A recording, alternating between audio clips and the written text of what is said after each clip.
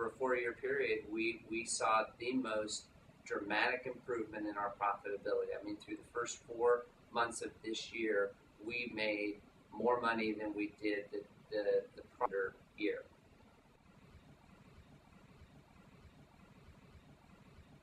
We made the most dramatic shift within the company towards profitability, 8 straight months, in a row.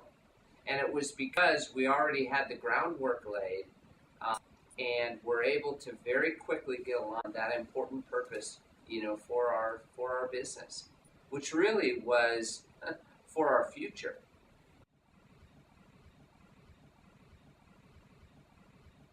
The evidence is so compelling. No matter what survey you subscribe to or what leadership, author you feel is brilliant, that people long for growth and development, and that's what makes them aspire to go the journey. And we became better business people, way better business people, as a result of our involvement in the group. We also became much better leaders. Because you just really had to be willing to accept yourself for who you were, for better, for worse. My experience was definitely collaborative. We became a group that was extremely collaborative, that we set metrics that everybody else knew what our metrics were, and you're moving the needle is really what resonates for me, is that we not only set what our metric was, we reported to one another and held each other accountable on how close we were to that metric, what our failures were, and then how we adjusted and where we were going to come next month with those metrics again and report our results.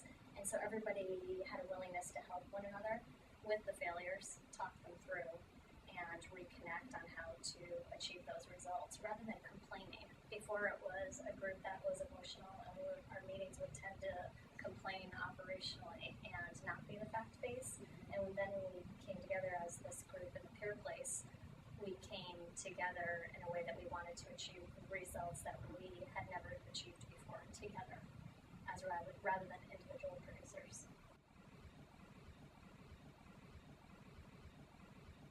And the opportunity to sit down and kind of sound that all out in a safe place really made it so we didn't make a gigantic deal out of something. Because a lot of times I think when you're left your own places, you just start, it gets bigger and bigger and bigger. And being able to air that out and being able to talk to the other guys about it, ask their interpretation of, hey, what do you think it means when that happens? No, I think this. No, I think that. Oh, that's a great way to think about it. I think that was something that was just huge. It was of great value for all of us.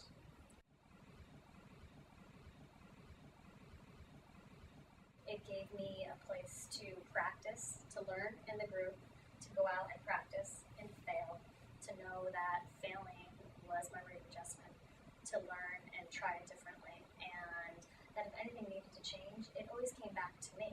I would come back and say, Jim, tried this didn't work, and he'd say, well, what do you need to do differently? And it was always about me needing to make that change, that growth, development. And it wasn't just in business, it was personally. My personal life changed significantly to a place where I took a lot more ownership. I think we're all curious about why we behave the way that we do at some level. And I think if you are at a place where you have some humility to you, when you do things that are wrong, you may step back and go, okay, now, why did I say that? Why did I behave that way? And I think what I picked up on immediately in that group was that that's really what it was all about, was trying to figure out why your knee-jerk reaction is what it is to things.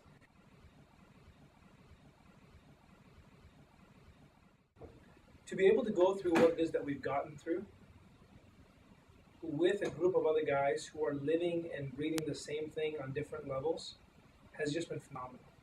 It would be one thing if we were all in the same space as we were in 2003 and it was just a party time and there was too much business, and that's what our complaint was, is that there wasn't enough hours in the day for us to do our business. That'd be one thing.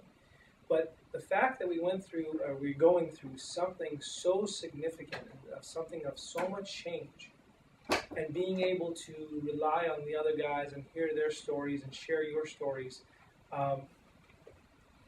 that was amazing. I feel like I've been through battle with these guys. I feel like I'm going through battle with these guys.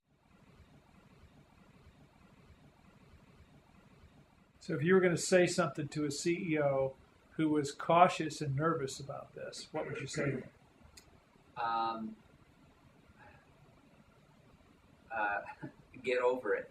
I mean, because I have to imagine that there are only two logical concerns for that.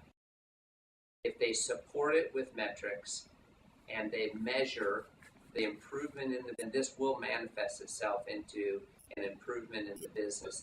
And the cost issue it's not a cost issue. It's a benefit to the bottom line of the business. And secondly, the only other logical objection that I can think of is one of a concern over what kind of conversation is going on in that room, and is it about me, and is it about my leadership? And if they believe in personal development, believe in it at a level that they truly wish to execute on it, this is the most effective way that I'm aware of to do that. And again, in a way that they can't do it on their own, because unless they don't work for the business, clearly if they're the CEO, they do. They can't fill the shoes of a third party whose interest is in the development of the people in that room.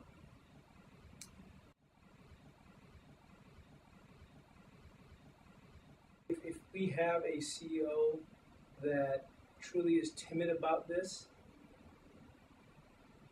we might need to do a PeerPlace on him first, just to move him to a place where he understands how important the growth and development is.